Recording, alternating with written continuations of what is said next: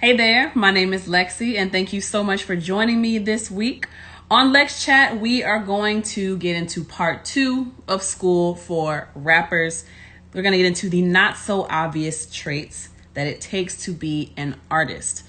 Now, if you missed the LexChat from last week, highly recommend you go see that. That is technically the part 1 of this conversation, but inspired by the post that Charlemagne the God put out, just because school is not for you doesn't mean rapping is. We're going to get into part 2 of the school that rappers need to attend, the not so obvious skills that they need to learn to be an artist. So if that sounds like a conversation you are interested in hearing more about and being more involved with, stay tuned.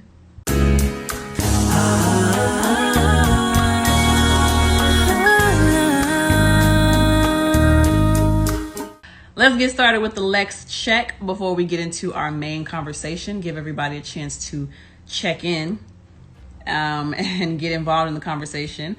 Let's see what's new with Lexi. Got a few announcements to make. On April 30th, which I believe is a Saturday. On April 30th, I will be walking in the fashion show Passport to Luxury in Atlanta, Georgia. And actually, let me see if I can find the visual flyer for those of you who are watching this podcast. For those of you who are listening, I will be walking in a fashion show called Passport to Luxury on April 30th. Now, I believe that is a Saturday. And am I struggling for real? Where it's at though? I thought it was on here. I don't even see it on here because I did maybe it's from my group chat or something. Oh, you know what happened? I think I shared it. Never mind. I think I shared it from somebody's Instagram page because I never actually saw the flyer for it. But just so you know, April 30th, I will be walking in a fashion show in Atlanta, Georgia. It's called Passport to Luxury. You can find tickets on Eventbrite, but I will also be posting about it to the link in my bio. So just click on that for information of where to get tickets and where the show is going to be if you are going to be in the Atlanta area on April 30th. Next order of business, I have a show coming up in Savannah, Georgia with Game Changers Radio. The City to City tour has continued. So on Saturday, May 7th, I will be in Savannah, Georgia, performing at the Underground off of Montgomery Avenue. Me and a bunch of other artists from the Southeast region. It's going to be a really good time. I'm going to be performing a mashup of some of y'all's favorites by Lexi, to include Drop Top, to include the new favorite, All Keeps, and to include the classic R&B hit that I wrote, Bedroom. That's going to be on May 7th in Savannah, Georgia. So if you're in Savannah, make sure you look me up. I will be in the city. How funny is it that my parents lived in Savannah all this time? I finally get a show in Savannah and they've already moved to another city. But we'll see if maybe I can reconnect with some old classmates because I did graduate 15 minutes outside of Savannah in Richmond Hill. So we'll see what happens with that. Last order of business as far as what comes to the shows, right? On May 19th, I will be performing in Atlanta, Georgia at Blvd Music Hall. That address I do know off the top of my head because I've been doing so much promo for it. 181 Ralph David Abernathy Boulevard. Blvd Music Hall in Atlanta, Georgia on Thursday, May 19th at 9 p.m. I will be performing some of your favorite songs by Lexi. Again, to include, of course, Drop Top, All Keeps, Bedroom. And let me know what song you would like to hear. If you would like to get the information on how to get tickets to these events or information of where they're going to be, make sure you check out the link in my bio, or you can go to my website, www.LexCATL. And as soon as you get to my homepage, you will see all the links for the events that I just ran down on the list on just now. All right. So that's what Lexi has going on around the city. Hopefully in a hood near you. And I hope I can see y'all with that May 19th show. It really helps me a lot if y'all will buy tickets. Buy the tickets. I'm going to keep saying on here that I got a show on the 19th. It's really important. I will actually get paid from this opportunity, but it will lock my spot in and help me stick to my contract. People buy the tickets before the show. Please do not wait to get to the door to come to the show to buy the tickets. It helps me immensely to get the tickets beforehand. Think if this was Chris Rock you were buying tickets for, right? You couldn't just show up to the comedy show. It would be sold out. Think if this was Dave Chappelle that you would want to see. Think if this was Beyonce. Think if this was Michael Jackson. You don't wait to buy Michael Jackson tickets, okay? Same thing. But anyway, very thankful to be getting back into the swing of things. That makes me think of when I went to Paradise Lounge a couple weeks ago to perform for a chance to win $25,000 at a marketing budget. Unfortunately, I did not win at that particular competition, but I met some people who have some other competitions, and I'm going to be getting into the open mics that offer cash prizes. When it comes to the whole pay-to-play thing, I don't really mind paying $20 to $50 to be a part of something that has like a legitimate prize that will benefit me. And going out paying $20 for the chance to win $1,000, $2,000, $3,000, $300, $200, I'd say that's worth it to me. So that's the only time I really condone the pay to play. What's up, Gray Keys? I didn't win that Paradise Lounge open mic thing, but it was fun. It was actually very talented people in there. And I chose to go with Drop Top, which is like my summertime song. Is this crooked? Yeah, there we go. Drop Top is like my summertime vibe ride out record. Because I felt like it's more commercially, it'll be more commercially successful that way. But the songs that won, honestly, the guy who won the big prize, I understand. But the other two, it seemed kind of political. Because the one guy who earned a spot, the crowd was not rocking with him nearly as much as they were rocking with other people. Same thing for the other girl that won. I don't want to be a hater. That's just what I'm seeing. It feels like, although this seems like more of a balanced competition, it still seems like industry politically charged. You know what I'm saying? So, but I'm still going to go out and perform because it's a good look. And I think that the person who promotes it and heads that whole event, I think it's really good to keep him as a contact. And because of him, I was introduced to the brunch on Sundays at Paradise Lounge with the paint and sip.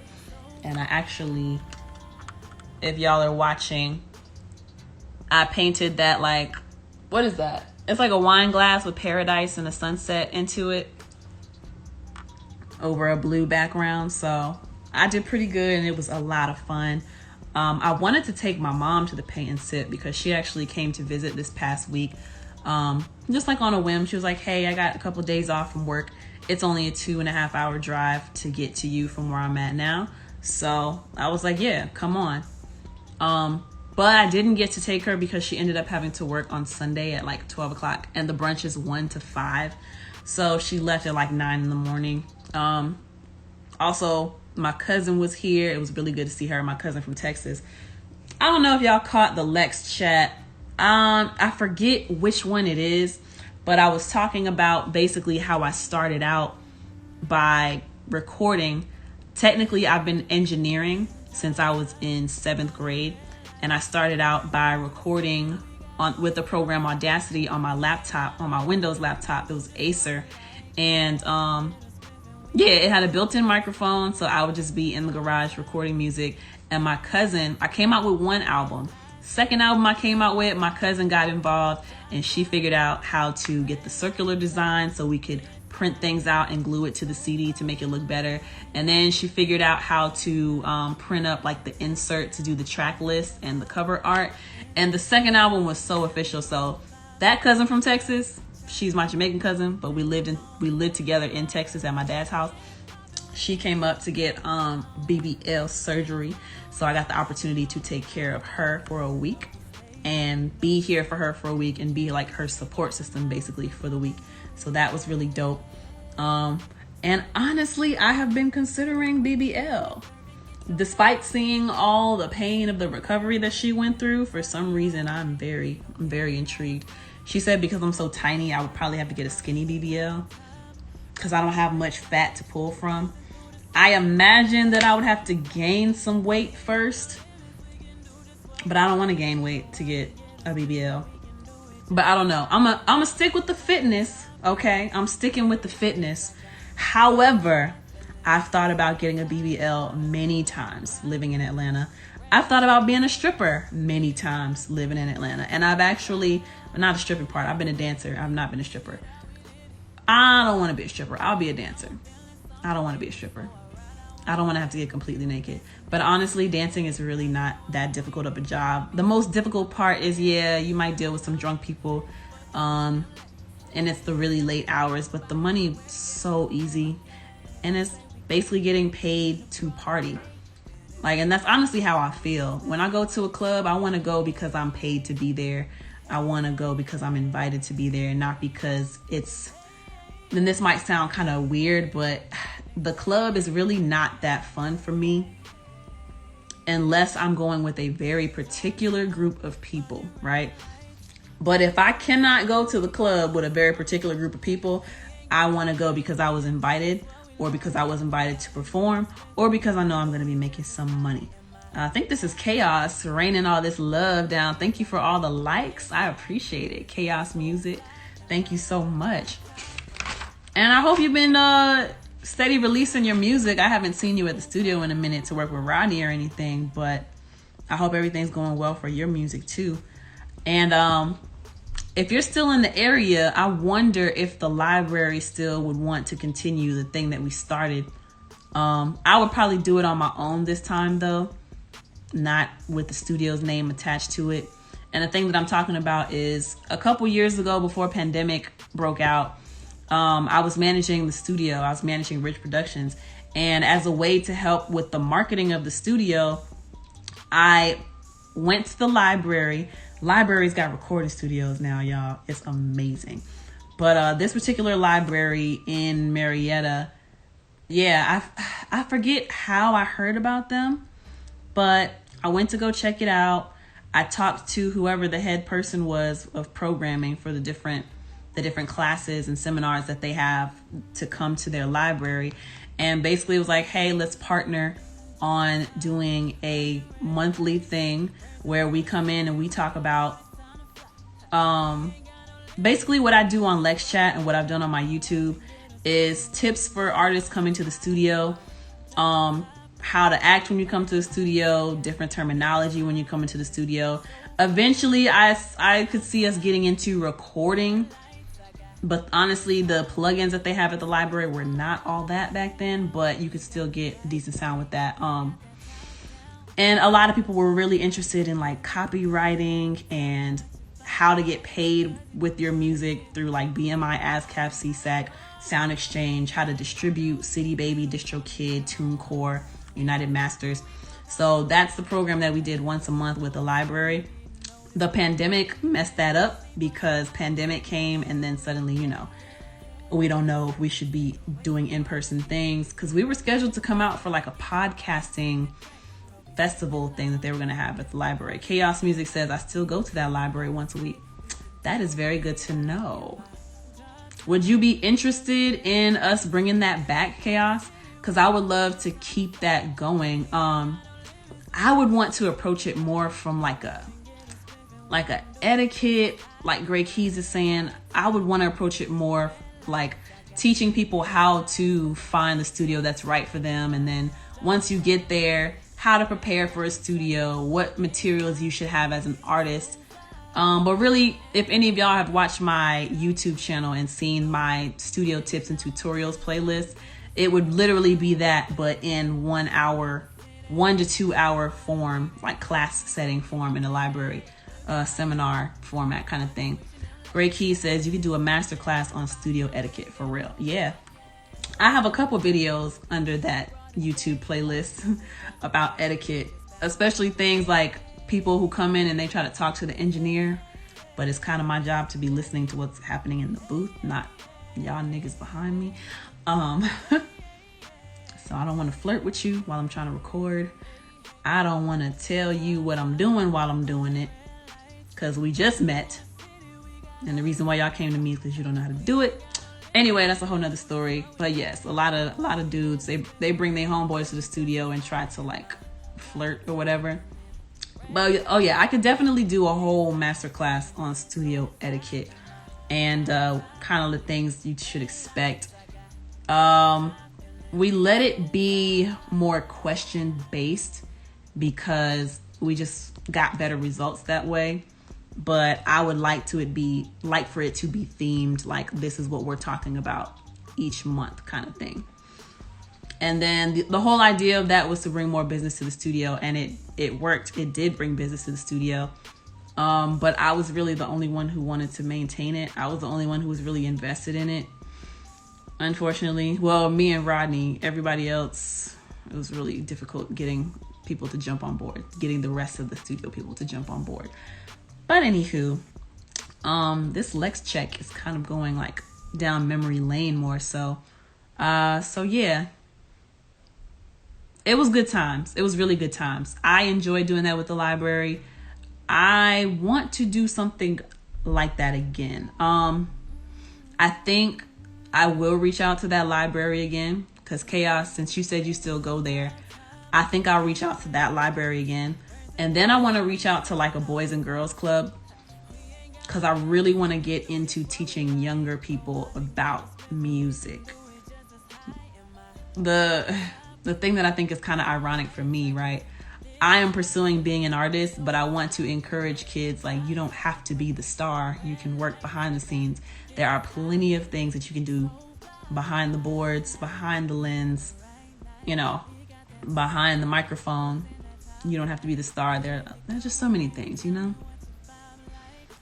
So that's something I've been thinking about. Something else I've been thinking about is I want to, since I'm done with my fitness and nutritionist certifications, and the weather is getting nicer out here. I know it's kind of fluctuating because it'd be cold in the morning and hot by 12 o'clock and then cold again by 7.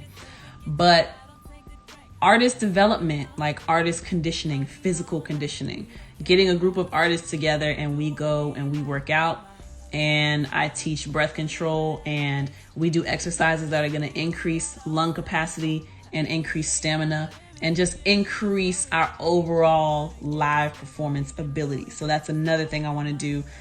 A lot of people may not know I used to teach kickboxing back in 2017, 2018 when I was working at an MMA gym. And so it would be a chance for me to get back into teaching group sessions, which I feel will be the most beneficial for me. And then, yeah, I really just got to put it into play. It would be a once a month thing unless people wanted to do it more often. Eventually, I would like for people to be able to give me a little donation or something so I can do more of these. But yeah, I think that's the niche that I should go into. I'm already connected to artists, and part of being an artist is being able to perform. So let's have like a monthly mini boot camp where we get conditioned. And then eventually I'll bring that same group of artists to a place like Paradise Lounge, and we'll all perform on a Thursday once a month and give each other pointers and critiques on how we can improve on our stage presence. It's if you don't buy any drinks or any food at Paradise Lounge, it's $30 once a month to do that. $20 to get in, $10 to park. But I think that'll be really dope. I just need to put it into play. I have so many ideas that I want to put into play, and I just need to remember to do things one step at a time. So that's what I need to be careful of. But I do write down my ideas. I just gotta maybe get quicker at executing them. Yeah. Same thing for our song, Gray Keys. I've been listening. I'm always listening to it. But last night, well, this morning actually, when I was bringing my cousin to the airport on the way back home, back to the gym, I was playing Labels like crazy. And that is such a relatable record. Like, oh my gosh. So I need to go ahead and do the photo shoot. If you could, though, send me the mix if it ever did get mixed. If not, I could get my friend Black to mix it. But yeah, let me know on that. And I'm going to conclude the Lex check on those notes.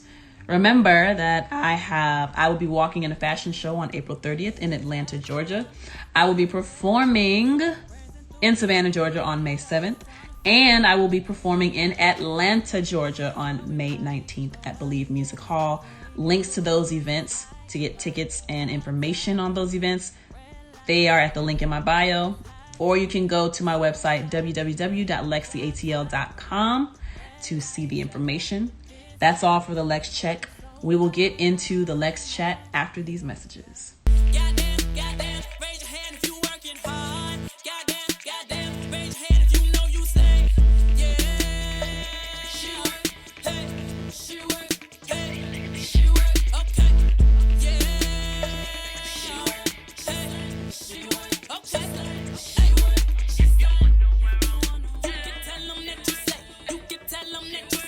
So now let's get into the topic for LexChat.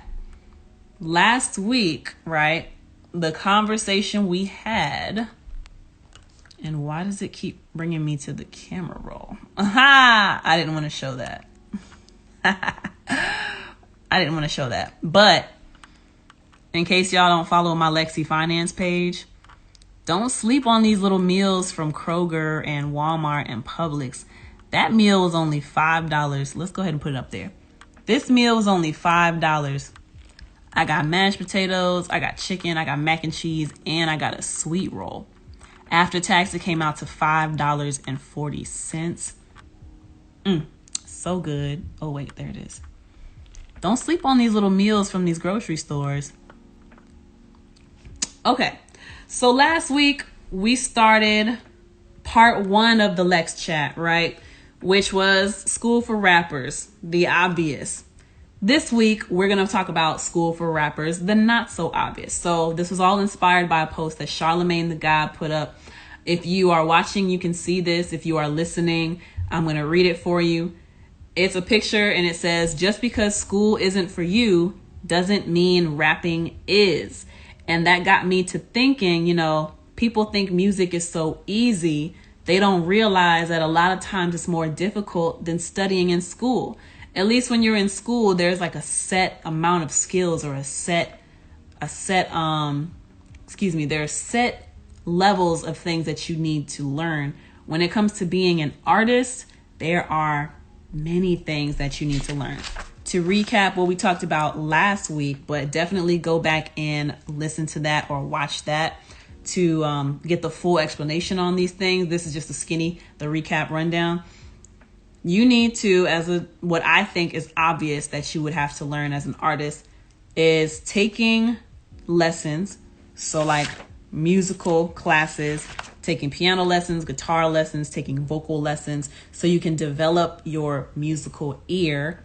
Studying language. If you didn't like language arts and English in school, music might be kind of difficult for you unless you plan on depending on people to write your stuff for you, which I would highly recommend against, because how you make money in music is through the publishing. And if you don't get ownership or points on your own songs, it's going to be really hard for you to make a living like that. So studying English, grammar, punctuation, stories, essays, poetry, and studying other languages. Study dancing, because you need to understand rhythm and how people will move to and interact with music in that setting, since that's mostly how people will be consuming it in the clubs or on the radio or in their personal earphones, their headphones.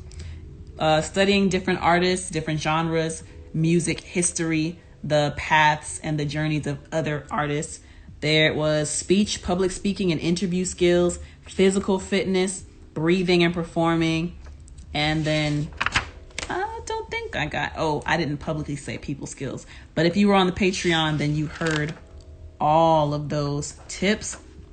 And now I'm giving you a recap here. But of course, the full thing, you get a full explanation of all of those skills. Those are the things that I feel are obvious things that you should know as an artist.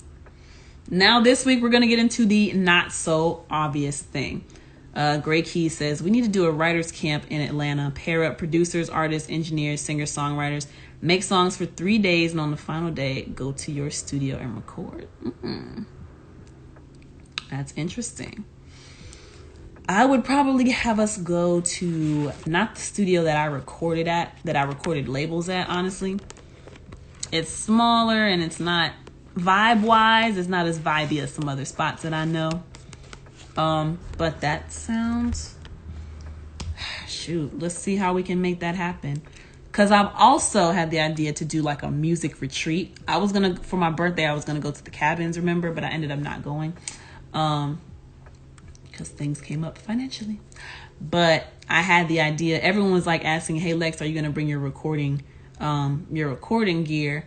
And I was like, I wasn't planning on it, but I can. And basically people want to go to the cabins and record, like go somewhere, go on a trip and record songs, or at least write the songs. So when you come back, you got something solid. So I think that would be really dope. I just don't know how to go about organizing it. But yeah, so let's get back into the LexChat. So this is school for rappers, the not so obvious skills that people don't talk about. Things that you should know and things that you should develop as an artist. But like I said, it's not things that are commonly brought up in conversation when you ask, what do you feel like you need to develop as an artist, right? So first one is going to be patience. As an artist, and I'm going to try to be as eloquent as I can with these. I feel a little brain fog going on, but patience is like the number one skill that you should be developing as an artist, because music is a long game and you are not going to just pop off of going viral. The chances of you going viral are very, very slim pickings. One in multiple millions will go viral. And then there's no real formula for going viral, in my opinion. It's just on a whim. It happened. Like there's one video that went viral of me twerking. It's like you can do this remix thing on Instagram Reels, and it shows you side by side, basically doing the same thing the person on the other side of the screen is doing. And I actually went viral for that twerking video. Almost hit a million. I got to 970 something thousand, almost hit a million. But that's just something I did for fun out of nowhere. I felt like it. I wanted to stop taking social media so seriously. So I did that remix and it ended up going viral. Has absolutely nothing to do with my music, which was kind of frustrating. But at the same time, it's like, it's fine because I've already been releasing my stuff over years. And if people are that interested in who I am, they will see all of that progress. They will see all of that work. But music is a long game. And if you believe that you are going to pop off just like that, your chances are very slim for that happening, for going viral anyway.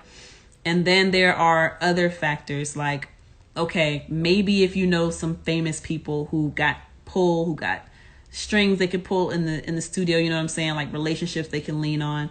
But most people who are trying to get into the music scene, right, we don't necessarily have those connections. So the long route, the natural route, is a long game. You have to decide that you want to be an artist, decide what kind of artist that you want to be, and then you have to record the music. You got to find your sound. You got to develop your writing skills. You got to develop your performing skills, not just your performance on stage, because learning how to record in the studio is a whole different skill that's separate from learning how to perform a song on stage. And then those are different expectations anyway, right? There's a certain science and an art to recording in the studio. The studio is more forgiving. You can do multiple takes.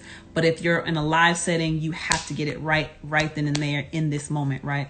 So you have to develop those skills. You have to develop dance skills, performance skills, stamina, your physical fitness.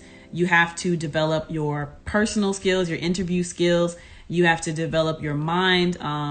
You got to be quick-witted. You got to be quick with responses, because when it comes to interviews, and then you have to be patient, because when you get to that level, right, people are going to be asking you the same questions over and over and over again, and you have to repeat yourself a lot.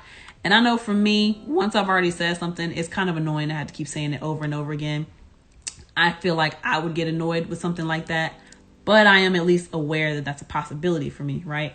Other thing that might be kind of annoying that you got to practice patience with, when you get on that big level, you're going to multiple cities performing these same exact songs over and over again which it might feel like you want to move on, especially in this fast-paced society that we're in now, where everybody acts like they have short attention spans. You got to perform songs over and over and over again, so you got to have patience with that. But before you even get to that whole touring level, it's years of recording and years of writing and years of developing those skills, years of getting good at singing in the studio, and then years of getting good at performing live. It's just a never-ending marathon. There's always some skill that you can build upon and do better about in certain areas. You know what I mean? So definitely patience is a trait that people do not talk about enough when it comes to being an artist. Just the long game of it all. For me, I would say a lot of my successes and a lot of the things that I could start to list off as accolades for Lexi didn't happen until year 8 of me professionally pursuing music. And I've been singing since I was 3, right? So I've been singing since I was 3 years old. I've been writing poetry and songs since I was 8 years old. I told y'all earlier in this chat and in some previous chats that I technically started audio engineering in 7th grade from my laptop. Did 2 albums in school. I was studying how to record and how to sing. Oh, and I did piano lessons. So I was studying music theory and developing my musical ear and looking at artists like Beyonce and Destiny's Child, Kelly Rowland, looking at like, who else was I listening to during the time? There was Chingy that was coming up, Janet Jackson, Michael Jackson, Busta Rhymes, Lil Kim, Tupac, Alicia Keys, Aaliyah. I was paying attention to these people's careers and studying how they answered questions in interviews, studying the kinds of questions they were asked in interviews, seeing certain scandals that would pop up about these celebrities and analyzing how they handled those scandals that came up. These days, I'm thinking that it's best to handle things the way Beyonce would, because we see what happens with the whole Will Smith thing when you reveal too much about your personal life. You open yourself up to critique, and that you probably didn't want to hear, didn't care to hear. But Beyonce, she don't say nothing. It's all about the music for her. So nothing overshadows the music, the work when it comes to Beyonce. But to get back on track, yeah, it's just, I am 28 years old now, and I said I've been singing since I was 3. That is 25 years that I've given to music. And just 8 or 9 years of professionally developing myself in music. So that's going to school for music, learning how to engineer. What else did I learn? Learning the business aspect of it, learning how to open up an LLC and how to funnel my money. And I still got to learn how to do the tax portions of it. Y'all don't judge me. I haven't filed my taxes yet. I'm about to do it though. I'm about to do it. And there's just so much to learn. That's the gist of this portion. Patience is a trait that is not talked about enough, but it is something that has to be developed as an artist, because music is a long game, and music is a long game, and it's like a never-ending marketing cycle. You have to constantly put yourself out there, constantly put yourself out for rejection, constantly be put out for criticism. It's just, it can be a lot to deal with. Oh, and I didn't even mention the part about dealing with people as far as patience, right? You're going to have fans on the level that most of us aspire to be superstars at, right? So fans who are going to be excited to meet you, people who are going to be expecting you to act in person the way that you act in videos, and the way that they see you act on social media, or the way that they see you act publicly online. A lot of people will expect you to have that same caricature when you see them in public, and you got to be patient and understanding that this is how people are thinking. So psychology is another thing that is not talked about as one of the traits that need to be developed as an artist. But yeah, you got to have patience with your fans. You got to have patience with yourself, because like I said, it's a marathon. You are always developing skills. You will never stop learning. And so you need to have a mindset of patience of, I don't know everything. I will never know everything. I am always a student. Always keep that thought in your head. All right. And then I put on here patience with whoever your team is, because a lot of times, because music is such a long game, right? There is going to be a lot of trial and error that you and your team are going to have to test things out, see how it goes. If it doesn't work, shift, pivot. If it does work, try to replicate those results and try to replicate the process that got you to the success, right? So all of that ties into being patient. And that's why I had to spend a little extra time on just that. Next thing that is not so obvious that people should talk more about becoming an artist. Actually, before I read that, let me get into this comment by Gray Keys. Gray Keys says, Beyonce will make a record on your ass. Mess with her. I'm saying, right? But that's the point, right, of being an artist. The way that we are communicating is through the music. So it shouldn't be through the antics or through the scandals. It's always supposed to be about the art and how you're able to effectively communicate what's happening in your life or what's happening in other people's lives or what you observe to be happening around you. Your ability to effectively communicate that in a song, that's the art of being an artist. That's the art of making music. That's the art of producing, capturing certain emotions and certain events and being able to describe it in a way that people understand and relate to. And yeah, that's how I feel about that. Oh, my Forrest Gump voice. That's how I feel about that. That's all I have to say about that. So the next, Reiki says, quote, I am always a student. I like that. Gems. Yes.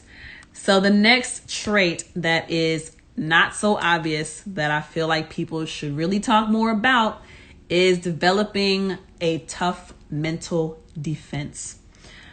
As I mentioned when I was talking about patience, right?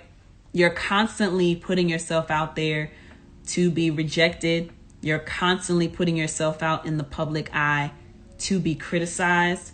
That takes a heavy toll mentally because trolls are going to troll. People are going to have opinions. People are going to have things to say. Everybody has an opinion, right? And you have to develop a tough mental defense against the negative thoughts. And you have to be able to discern between things that are just outright hating ass people and things that might actually be criticism that will help you to improve as an artist. But it's a constant flex of your brain as a muscle to be filtering through what is positive, constructive criticism, what is negative, what is hate, and processing the criticism that people have that is toxic and processing other people's perspectives. And just, it's a constant work and machine in your brain that you're always going to be filtering through thoughts. You're always going to be filtering through comments, not just of yourself, but literally millions of people once you get on the level that you say you want to get on, right? And these are things that I think of as an aspiring artist. Technically, I'm already living the dream. I'm just not living it on the scale that I see for myself, right? So I'm working to scale my dream and make it bigger and larger. But a big part of that is that mental defense. So aside from the troll, well, I guess it kind of goes into it. From the gossip, the blogs, public commentary, you're always going to be fighting negativity and negative thoughts because that's just the nature of what happens when you open yourself up for criticism. You're always going to be fighting those. And especially with me, like last year, especially, right? I went through a period of time where there were negative thoughts that were from me. Thoughts that came from my own head that I never thought I would think about myself. Thoughts that I never thought would pop up in my mind because I thought I had effectively created such a positive sense of self.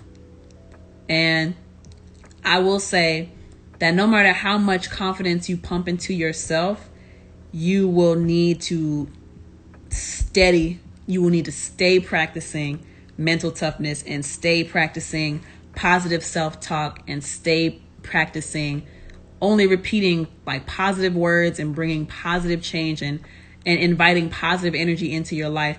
Because last year, I later came to find out that part of my superpower is, assessing energies. And the reason why I was having all of these negative thoughts is because I was around people who were not necessarily the best people to be around and who did not have very good intentions. And it messed with me in a way. What's up, M Dollar Bill? And it messed with me in a way of my mental was literally telling me something was wrong by way of these negative thoughts that had never entered my mind before.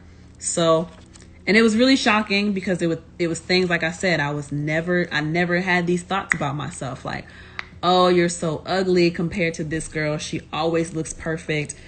She doesn't sing as well as you. So why does she get the record deal? And why does she get to be a part of this strong legacy of my favorite artist? And you know what I mean? So, and your music must not be good enough, or your stuff's not vibey enough, or your voice is too powerful. People don't want to hear what your voice sounds like. No one wants to hear your voice. They want to hear light and airy like what she got signed off of. And you don't have the help, and you don't have the writers, and you don't have the producers, and you don't have the budget behind you, and you got to fight so hard. Should you still hard? It was a lot of crazy thoughts that were coming into my head during that time. So something that needs to be talked about more when it comes to being an artist is developing that tough mental defense, because you're always going to be criticized. You're always going to have yourself open to rejection, which takes a heavy toll on you mentally. And then you got to worry about the thoughts that come about in your own mind. So how can we do better? Like, how can we develop mental toughness? I actually should have put together a list. I am so sorry. But off the top of my head, I can think of practicing positive self-talk. And one way you can do this is to replace negative words. So negative words will be things like no, can't, don't, won't. Even stuff like sorry. So there's, oh gosh, dang, I wish I had the example, but I saw the example of like different phrases, right? How you could say it. Like, man, I suck at this. Instead of saying like, I suck at this, tell yourself there's room for me to improve in this area. Or instead of telling someone sorry for being late, right? It places a lot of blame and pressure on you. Instead of saying sorry for being late, thank that person, because saying sorry implies that something was done bad, right? But when you flip it, instead of saying I'm sorry, say thank you for your patience. So you're choosing to acknowledge the positive aspect. The negative aspect of that is, okay, maybe you were late. Maybe you had this person waiting. Oh, I'm so sorry I'm late. That's negative. That's a negative connotation. Flip it and say, thank you so much for being patient and waiting for me. That's addressing the positive side of things. And then things such as, I can't do that. Like, let me give you an example, right? I don't know if this is true or not yet. There's no way I can sell, or, okay, let's say I'm required to do 35 tickets for the show on May 19th, right? You don't think I've had thoughts coming into my head that it's like, you don't have that many fans. There's no way 35 people are going to come out to see you. You're not going to meet that quota. You're not going to get paid. You're not going to meet that requirement of this contract. Instead of saying that, what I've chosen to tell myself is, I have a lot of contacts in my phone. I don't know who will actually come out and support me, but let me reach out to all of these people. Let me make everyone aware of the fact that I have this show. And then those who express an interest, focus on building a relationship with those people and building a strong bond with them, so they will be considered my fans. You know what I'm saying? So instead of saying, oh, I don't have the fan base for it, I reposition my mind and I say, I could do a better job of building my fan base. I could do a better job of figuring out who supports me and making a conscious decision to focus on those people.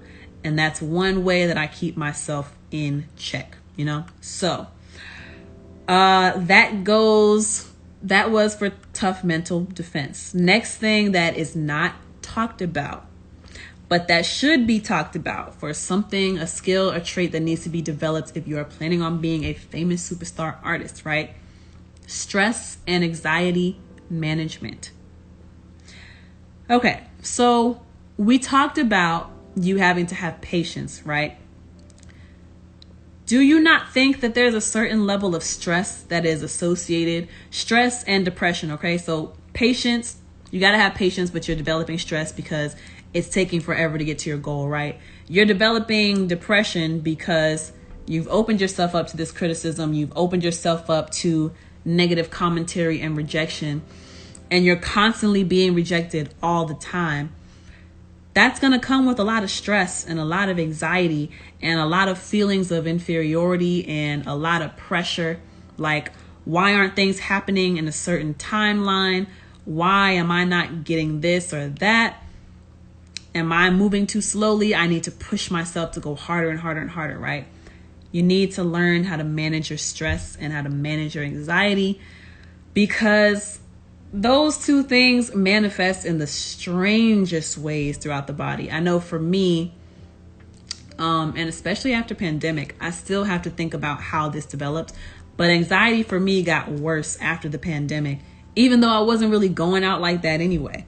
But yeah, so anxiety, it feels like pressure, like literally like you have weight on your chest. Like there's a brick tied to a string, and the string is knotted around your heart, and that brick is just hanging.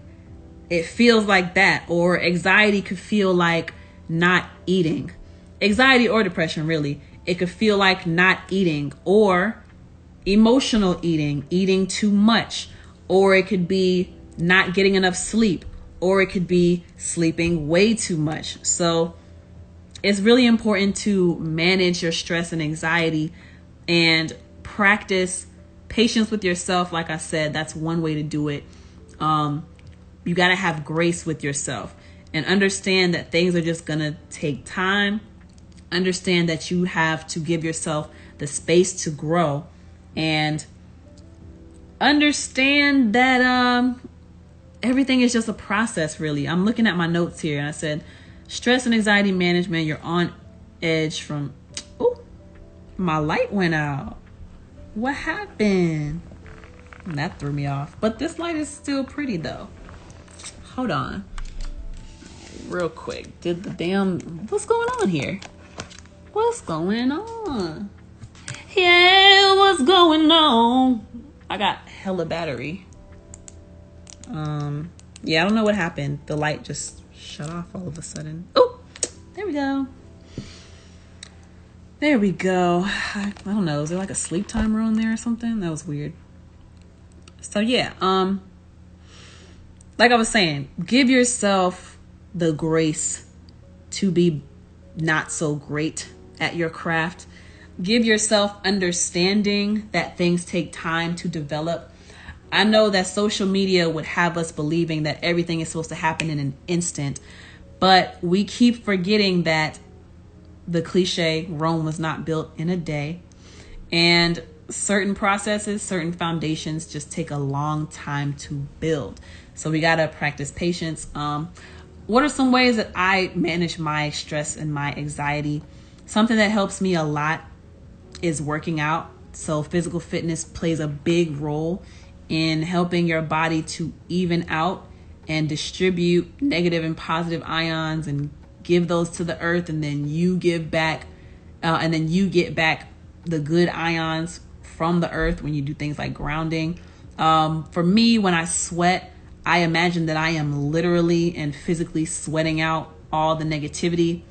Sometimes when I'm running, I'll focus on something that's been bothering me. Like if I'm doing cardio, I'll focus on something that has been bothering me, and I will imagine that I am physically sweating out the negativity and the effects of whatever that thing was that's bothering me. And it's like I'm literally working through it. And I'll do yoga, I'll stretch, I'll meditate, For me these days, meditation is either prayer to God or it's going to the park and just sitting in my thoughts, allowing myself to be alone, away from all this media, away from all this technology and all these lights and all this. Because I feel like being in front of this technology, it's not natural. We need to be out in the sun. So that's another piece of advice. Get outside.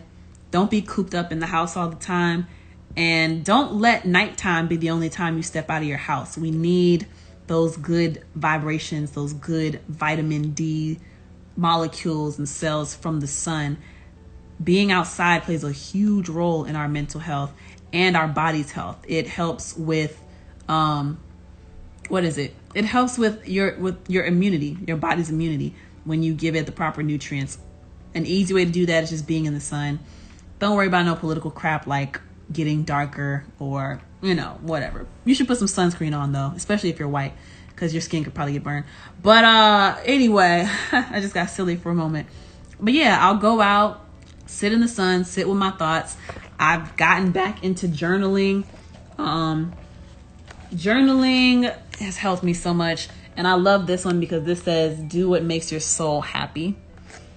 And the pages are like a beautiful golden tint. Excuse me. The pages are a beautiful golden tint. Reminds me of a Bible. And I just write. If something's bothering me, it's important to not hold those things in. So if you're feeling doubt, if you're feeling rejection, if you're feeling that people are overly critical and you're holding on to all of those thoughts, it's going to manifest in weird ways. Like I said, sleeping too little or sleeping too much, eating too little or eating too much, headaches, having brain fog, being exhausted mentally all the time, but physically you might have slept a lot, feeling like you have a constant pressure or weight on your chest. All of those things are ways that stress and anxiety physically manifest in your body.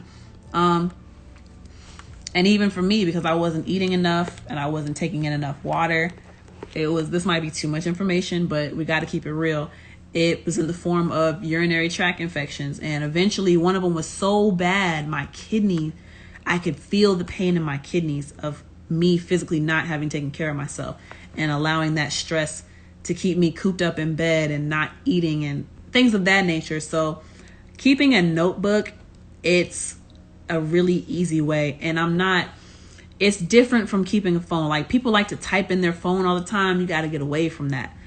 That is a huge stressor. This technology stuff, being on a computer, soaking in those rays and the light, the molecules from those lights and the screens, that causes depression if you're overly exposed to that and you're not balancing it out with natural sunlight. We still very much need to be connected to the earth. But that's a whole another deep conversation for another day. Get outside, work out, meditate, hang out with people, talk to people, be around people, talk with friends. Even if you feel like you're not a people person, it's important to be around other people, I've noticed and I've learned. Or at least just talk to them on the phone. Go out, and I did a paint and sip. I did something with my hands to distract my mind because I had to focus on this one activity. So there are just so many things you can do. You can go to therapy to manage your stress and anxiety. I would encourage people to stay away from having to turn to drugs, because then you become dependent on the effects that those drugs have on you versus knowing how to self-cope and self-heal and self-nurse, So stress and anxiety management. And I actually have a couple more. Ooh, and I wrote this down. I need to say it as it relates to stress and anxiety management, right? Once people know you and they know your face and they know your work, you will have no peace, because everyone knows you and everyone wants a piece of you. So that's another layer that has to be added onto this. And it's something that people don't think about when they're becoming artists. A lot of times I think I'm crazy because I am pursuing this career that seems to directly contradict everything about how I am as a person. And yet I push on. I know that I'm going to be losing certain securities. I know that I'm losing certain peace a certain peace of mind is not going to be there anymore. I know that I'm losing a lot of privacy, and yet I continue down this road because I say I love music, right? When you love someone, that's what you do. When you say you love something, you see it through to the end. I need some water. These Invisaligns got my mouth so dry. I gotta practice singing with these things in.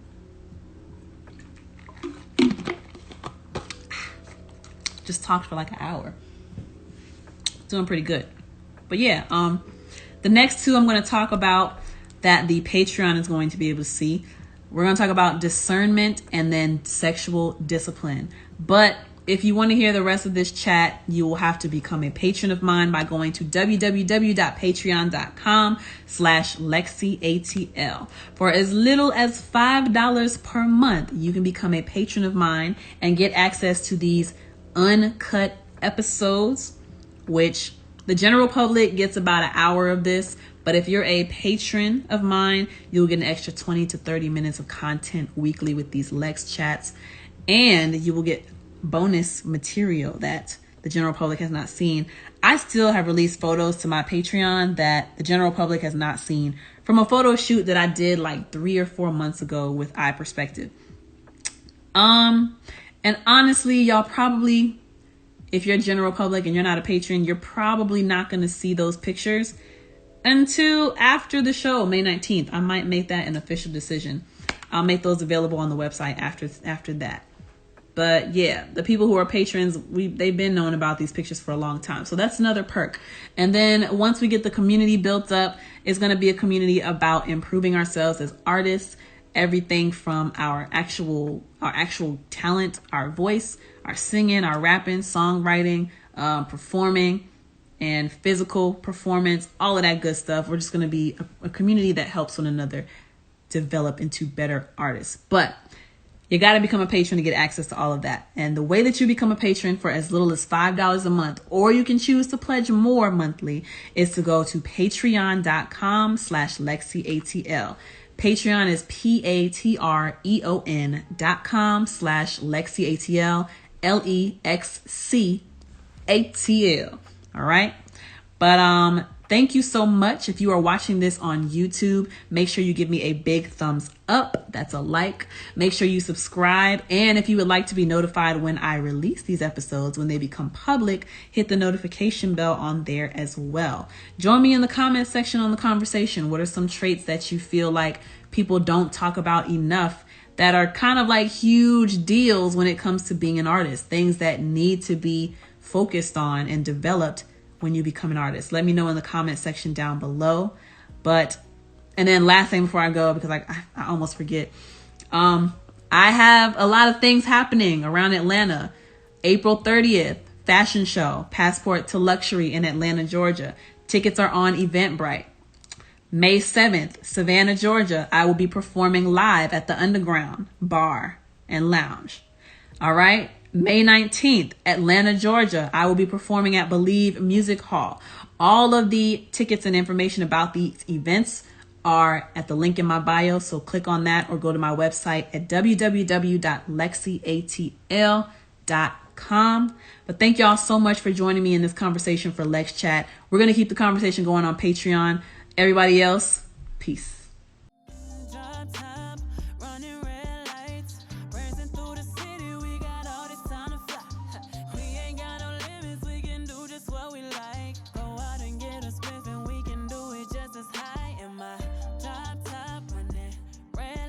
I got